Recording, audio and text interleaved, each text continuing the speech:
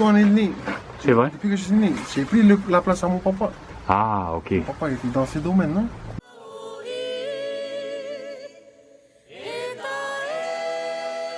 Voilà.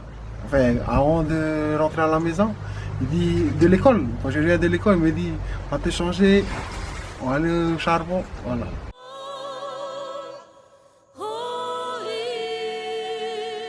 Ok, bah, tout d'abord, il faut aller couper. On joue à la tronçonneuse, on tronçonne du bois. Et après, on doit ramener sur le terrain là où il faut brûler.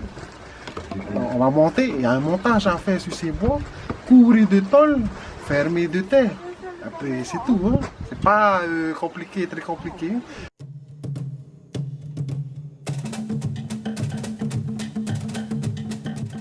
On peut monter, on va dire minimum 2, mais au maximum, si tous les gars sont en pleine forme, on peut aller jusqu'à 3 fours. D'accord. Donc un four, il peut nous donner 200 sacs à 300 sacs, précisément 200 sacs, on va dire.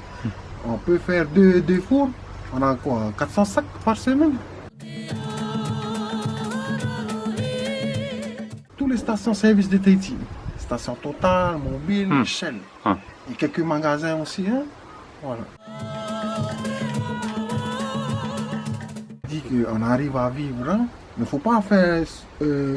Par exemple, moi je le fais tout seul. Non, c'est pas possible. Il faut qu'il y ait du monde. C'est un travail pénible, hein. Des travaux pénibles, et il faut du monde. Pour vivre, oui, j'ai dit, on peut avoir la nourriture, hein, pour la semaine, et encore la semaine prochaine, hein. Mais pour être riche, je ne pense pas, hein. Je pense pas qu'on peut être riche avec ça, hein. Il faut vraiment alors exploiter du monde, hein. Exploiter du monde pour être riche.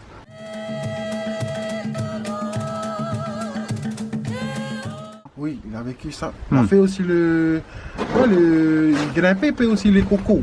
Ah. On fait le mitiroué. C'était un grimpeur. Ah, d'accord. Et quand il a fini de fournir à son patron le coco pour faire le mitiroué, ben, il venait faire le charbon, il allait couper le bois. Oui, avec du monde aussi. Il avait ses cousins aussi, quelques travailleurs, hein, ils faisaient ça. Et je suis né dedans, je me suis baigné dans le charbon. Du coup, aujourd'hui, moi, je dis la vérité, j'en ai marre de ce travail.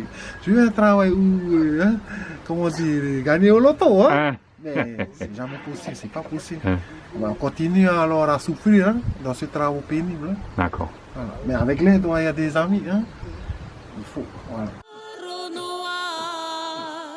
Il y a beaucoup de monde qui m'appellent et qui viennent carrément chez moi et me disent, ah voilà, j'ai un terrain où j'arrive pas à dépousser. Et voilà, il y a des gros arbres, tout ça. Et moi, j'ai pensé à toi, hein, parce que si je devais aller payer des bûcherons, ça sera vraiment cher, hein, des sociétés d'élagage, tout ça, hein, d'abattage.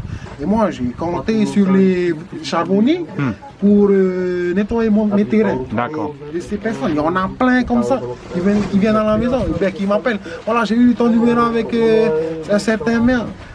À la station mère, voilà, si tu peux, on peut prendre rendez-vous, voilà, c'est comme ça, après ça démarre, hein.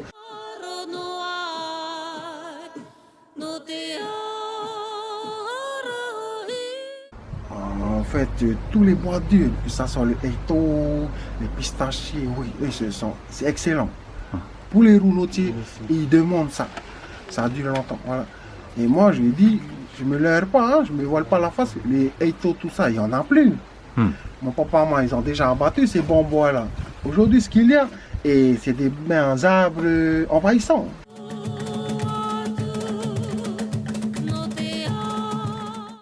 À partir du moment où il a de l'âge, il a quoi, 20 ans, 30 ans, c'est bon bois. Il devient rouge, il devient dur, il devient semblable alors au flamboyant, au eito, semblable.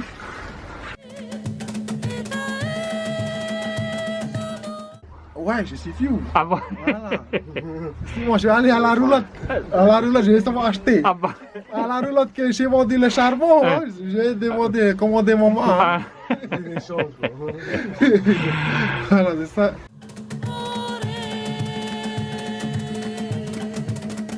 À partir du moment où l'importation se fait ici sur le pays, et ben, du coup, nous, on chute, on peut chuter. Voilà, pourquoi? Parce que il est déjà cher et voilà quoi, on peut monter, on peut grossir l'entreprise, prendre plus d'effectifs, de travailleurs, on peut grossir la société. Et quand l'importé arrive, ben, on pourra pas. On reste alors à un niveau qu'on connaît déjà jusqu'à présent. Hein.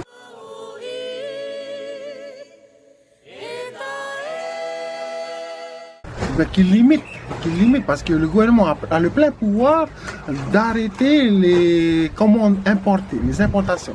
Il a le plein pouvoir. Alors si lui parlait si le gouvernement parlait de travail aux jeunes, ben voici déjà une action au gouvernement à faire, c'est de pas de bloquer, comme tu disais, de limiter les importations de charbon étranger.